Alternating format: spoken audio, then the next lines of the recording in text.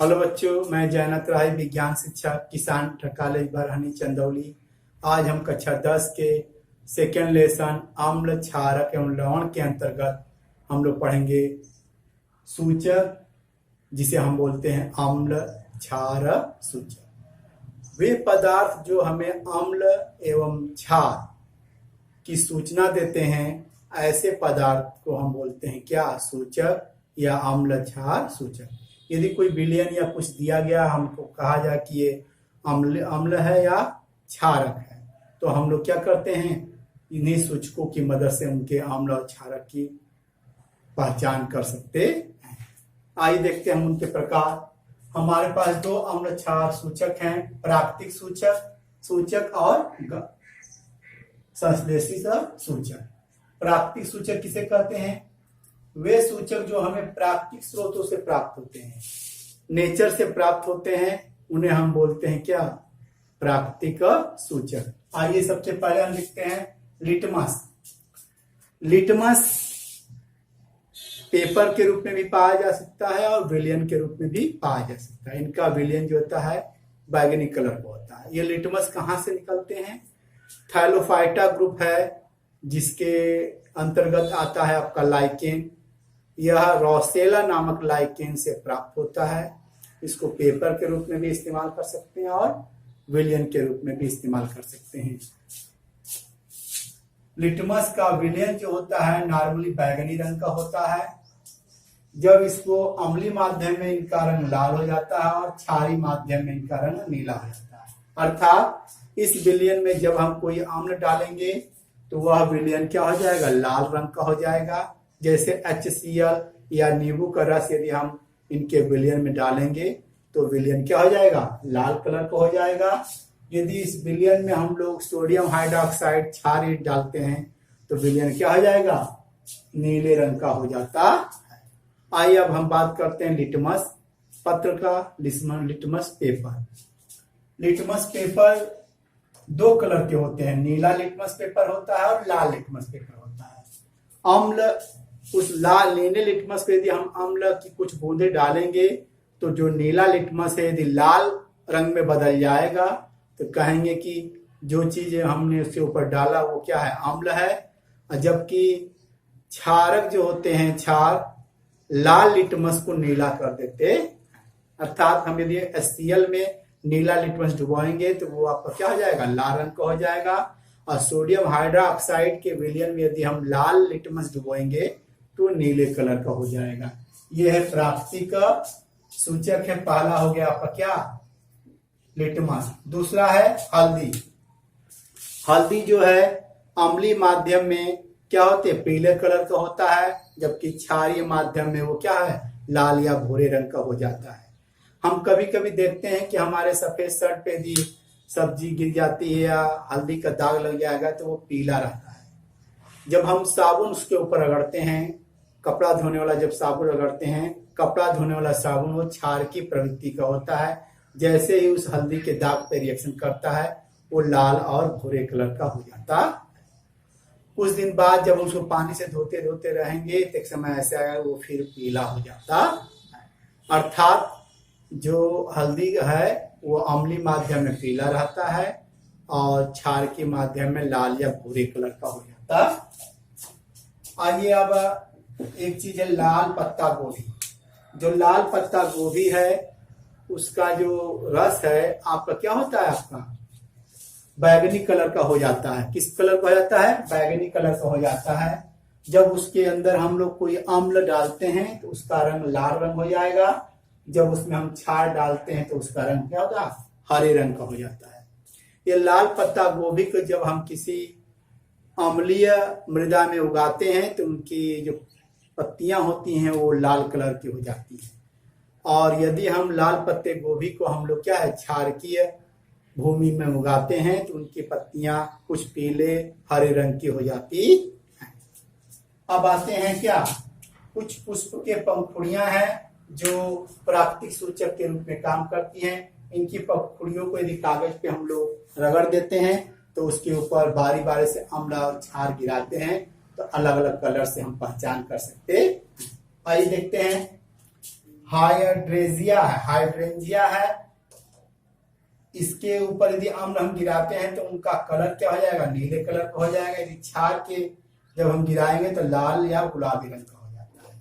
Petunia की जो पंखुड़ियां यदि कागज को रगड़ देते हैं वो कागज का कलर हो जाता है। जब उसके ऊपर हम अम्ल डालेंगे तो कागज का रंग जो है लाल बैगनी हो जाएगा या क्षारक के रूप में बैगनी हो जाएगा। जेरेनियम के अंतर्गत क्या होता है, जब हम लोग लाल रंग उसके ऊपर डालते हैं तो जो नारंगी या लाल कलर हो जाएगा और क्षारक अवस्था में नीला हो जाता है। ये कुछ आपके प्राकृतिक सूचक हैं जिसका इस्तेमाल हम लोग अम्ल क्षार सूचक के रूप में करते हैं। कुछ गंधीय सूचक होते हैं, वे पदार्थ जो अम्लीय माध्यम में और गंधीय माध्यम में उनके सुगंध का जो गंध है वो अलग अलग होता है।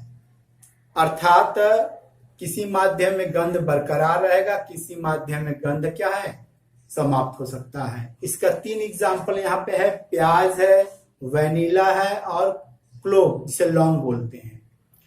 इनके जो गंध हैं वो अम्लीय माध्यम में बरकरार रहेंगे, लेकिन क्षारीय माध्यम में इनके गंध क्या हो जाएंगे, समाप्त हो जाएंगे। यदि प्याज है, प्याज के ऊपर यदि कुछ क्षार NaOH डाल देते हैं तो प्याज का जो सुगंध है, गंध वो समाप्त हो गया। इसी तरह वेनिला का भी सुगंध क्षारीय माध्यम में और लौंग का भी सुगंध क्षारीय माध्यम में समाप्त हो जाता है। तो इस तरह कुछ सूचक है जो गंध के माध्यम से अम्ल और क्षार की सूचना देते हैं। आप देखते हैं दूसरा है क्या, संश्लेषित सूचक है। यह केमिकली तैयार किया गया है सूचक है जिसका इस्तेमाल केमिस्ट्री लैब में, बायोलॉजी लैब में होता है। आइए कौन कौन से है।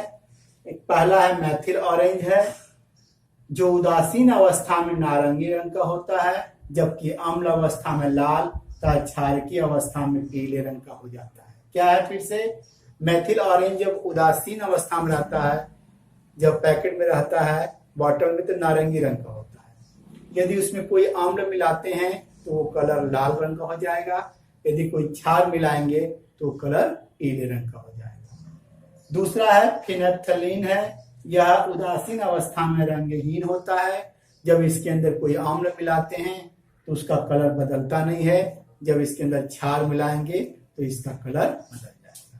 इस तरह हमने आज क्या पढ़ा है, सूचक या अम्ल क्षार सूचक। सूचक वे पदार्थ होते हैं जो अम्ल क्षार की सूचना देते हैं, उन्हें हम बोलते हैं अम्ल क्षार सूचक। अंतर्गत पढ़ेंगे हम लोग क्या, पीएच स्केल और दैनिक जीवन में पीएच का क्या महत्व है। आइए देखते हैं हम लोग पीएच क्या होता है। किसी विलयन की अम्लता और क्षारकता का जो माप है, मापन है, उसी को हम बोलते हैं पीएच। विलयन में कितनी अम्लीयता है, कितनी क्षारकता है, उसी को मापने की विधि क्या है, पीएच। आइए, किसी विलयन में उपस्थित हाइड्रोजन आयन के मोल प्रति लीटर में सांद्रण के ऋणात्मक लघुगणक को विलयन का पीएच मान कहते हैं। पीएच बराबर minus log H ion concentration. यहाँ पे जो पीएच है का जो पी है वो सूचक है कुशांश पोटेंस से लिया गया है, जिसका जर्मन भाषा में अर्थ होता है शक्ति। इस तरह कह सकते हैं पीएच क्या है, हाइड्रोजन की शक्ति को इंडिकेट करता है। पीएच का सुझाव सबसे पहले सोरेनसन ने दिया था। सोरेनसन के अनुसार उदासीन विलयन का जो पीएच होता है वो लगभग 7 होता है, जबकि अम्लीय विलयन का जो पीएच होता है 7 से कम और क्षारकीय विलयन का जो पीएच होता है 7 से अधिक होता है। इससे अगला पढ़ेंगे हम पीएच स्केल। सोरेनसन ने सबसे पहले पीएच स्केल को डेवलप किया। इनके अनुसार पीएच स्केल 0 से लेकर के 14 तक होता है। आइए इसको फिगर में देखते हैं। ये मान लीजिए ये बॉक्स टाइप का बनाया गया है, ये जो बीच में है ये 7 है, इसका पीएच मान 7 है। इसके किनारे पे 0 है, इसके किनारे पे 14 है। मतलब 0 से लेके 14 तक ये फैला होता। बीच में हमने ये खींचा हुआ लाइन है, जो नीले रंग से डॉट डॉट किया है वो हाइड्रोजन आयन कंसंट्रेशन को शो कर रहा है, नीचे वाला OH माइनस कंसंट्रेशन को शो कर रहा है। पहले ऊपर देखते हैं, हम लोग 7 से जब 0 की ओर बढ़ते हैं तो अम्लीयता बढ़ेगी। यदि pH मान 6 है और pH मान 3 है तो जो pH मान 3 है वो ज्यादा अम्लीय होगा 6 की तुलना में। अर्थात जैसे जैसे आप 6, 7, 5, 4, 3, 2, 1 इधर आएंगे अम्लीय प्रवृत्ति बढ़ेगी, अर्थात pH का मान क्या होगा, कम होता जाएगा, लेकिन अम्लीयता क्या होगी, बढ़ेगी। ठीक उसी तरह जब हम 7 से 14 जाते हैं तो क्षारकता की प्रवृत्ति क्या होती है, बढ़ती है। यदि क्षार की मात्रा बढ़ती जाए pH घटता जाएगा, क्षारकता नहीं बढ़ती हुई क्षारकता की प्रवृत्ति क्या होगी, बढ़ती जाए।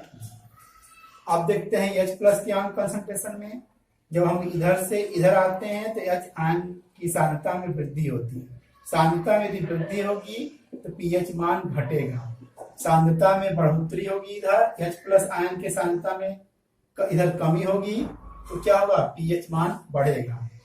इट मीन्स H प्लस की सांद्रता में यदि वृद्धि होगी, इधर जब हम आएंगे तो H प्लस सांद्रता बढ़ेगी, अब pH मान क्या हो, कम होगा। इधर सांद्रता जब बढ़ाएंगे तो H प्लस की सांद्रता घटेगी, लेकिन pH मान बढ़ेगा। ठीक उसी तरह OH में देखिए, इधर जाने पे क्या है, OH माइनस की सांद्रता बढ़ रही है, इधर आने पे क्या है, घट रही है। ये बीच में दिखाया गया ना, ये क्या है, H प्लस आयन की सांद्रता इधर से जाने पे कम हो रही है, जबकि OH इधर से आने पे क्या है, कम हो रहा है। ये है आपका क्या है, pH स्केल। अर्थात pH स्केल के अनुसार उदासीन विलयन का जो pH मान होता है 7 होता है, और अम्लीय विलयन का जो मान होता है आपका 0 से लेकर के 6.9 तक क्या होता है, आपका अम्लीय होता है। 7.1 से लेकर 14 तक वो क्षार की प्रवृत्ति की होती। आइए, अम्ल की शक्ति विलयन में है, किस पे निर्भर करती है, H प्लस आयन की सांद्रता पर निर्भर करती है। प्रबल अम्ल में अधिक H प्लस उत्पन्न होगा, दुर्लभ में कम H प्लस उत्पन्न होगा। ठीक उसी तरह क्षार की शक्ति जो विलयन में क्या है, OH माइनस पे निर्भर करेगी। प्रबल में अधिक OH बनेगा, दुर्बल में कम OH बनेगा। इस तरह हमने क्या देखा, pH और pH स्केल। आइए अब दैनिक जीवन pH का क्या महत्व है। नंबर 1, पौधे एवं पशु pH के प्रति संवेदनशील होते हैं। कोई भी जंतु है, चाहे हम लोग हैं, हम लोग में एंजाइम या जो हमारे शरीर की क्रियाविधि एक निश्चित परास के ऊपर क्या डिपेंड करती है। हम लोग का कितना है, 7 से लेके 7.8 तक जंतु क्या होते हैं, इसी के बीच में उनके जो बॉडी के क्रियाकलाप बहुत अच्छी तरह होते हैं। यहाँ पर दिया गया कि वर्षा का जल, जो वर्षा का जल का pH मान यदि 5.6 से अधिक कम होता है तो उस चीज को हम अम्ल वर्षा के नाम पे जानते हैं। जिसे आपके अम्ल वर्षा के रूप में सल्फ्यूरिक अम्ल है, नाइट्रिक अम्ल है, कार्बोनिक अम्ल है, वो वर्षा की बूंदों के साथ पृथ्वी पे आती हैं। पृथ्वी पे आने के बाद बहुत ज्यादा इसके ऊपर प्रभाव डालते हैं, मौसम के ऊपर, आपके भूमि के ऊपर, नदियों के ऊपर। ये नदियों में यदि गिरते हैं तो नदियों का pH मान घटता है और नदी में रहने वाले जो जीव जंतु है उनका जीवन संकट में पड़ता है। ठीक इसी तरह जब ये सॉइल पे पड़ते हैं, मिट्टी पड़ते हैं तो इनका pH मान कम कर देते हैं, जिससे भूमि की उर्वरता क्षमता कम हो जाती है और पौधे की प्रोडक्टिविटी क्या हो जाती है, कम हो जाती है। इसी तरह मॉन्यूमेंट्स हैं, कुछ इमारतें, उनके ऊपर भी pH मान जो होता है, अर्थात अम्ल वर्षा जब गिरेगा तो वहाँ के कलराइजेशन हो गए। इट मीन्स जो बिल्डिंग्स होंगे वो डिकलराइज होंगे, जैसे आपका क्या लाल किला और ताजमहल, इनका भी रंग क्या हो रहा है, धूमिल हो जा रहा है। अब आइए मिट्टी का pH। यदि मिट्टी का pH अब कितना होता है, 5.5 से लेकर 7.5। इस pH परास में पौधे अधिक मात्रा में अच्छी तरह ग्रो करते हैं।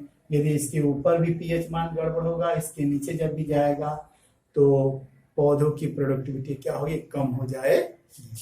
अगला है पाचन तंत्र में pH का मान।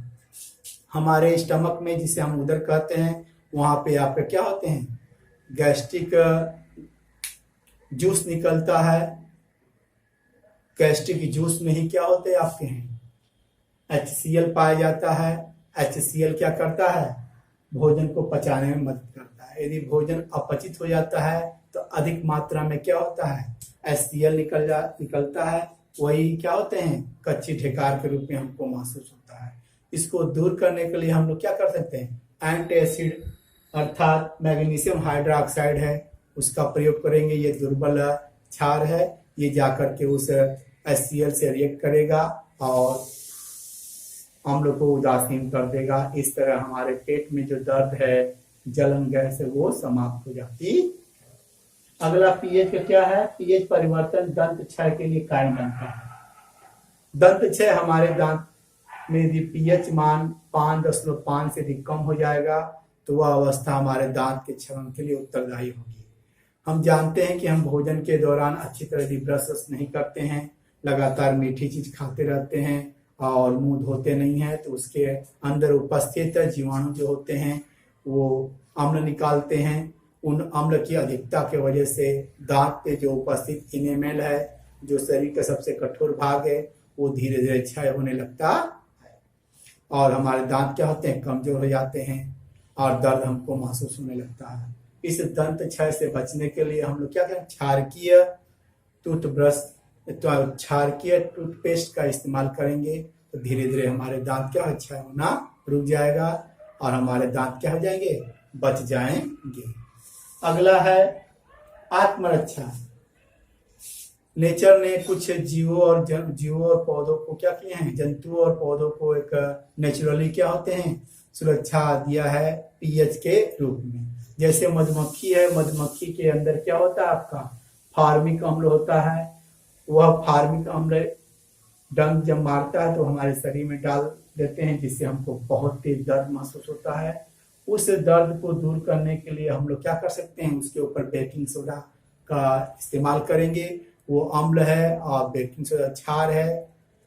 कौन सा क्षार है, दुर्बल क्षार, वो दोनों आपस में रिएक्ट करेंगे और उदासीनीकरण की प्रक्रिया होगी, जिससे हमको अम्ल से छुटकारा मिलता है। ठीक इसी तरह एक नेटल प्लांट है, उसके अंदर मेथेनाइक अम्ल निकलता है। उसके लीफ की पत्तियां यदि आपको गड़ जाती हैं तो मेथेनाइक अम्ल आपके शरीर में चला जाता है। उसको दूर करने के लिए एक ही तरीका है, डार्क प्लांट, डार्क पादप जो होते हैं उनकी पत्तियों को उसके ऊपर रगड़ देते हैं, क्योंकि ये क्षारी होती हैं, जबकि नेटल की पत्तियां अम्ली होती हैं। क्षार अम्ल मिलते हैं तो उदासीकरण के बाद हमको शरीर में आराम मिल जाता। इस तरह हमने क्या पढ़ा है, आपके पीएच के बारे में पढ़ा, पीएच स्केल के बारे में पढ़ा और दैनिक जीवन पीएच का महत्व। इस पाठ से हम आशा करते हैं कि बच्चे विभिन्न प्रकार के जो पदार्थ होते हैं, वो अम्लीय माध्यम है कि क्षारीय माध्यम है, इनको जानकारी प्राप्त कर सकते हैं और जीवन के अंदर इसका ज्यादा से ज्यादा उपयोग कर सकते हैं। धन्यवाद।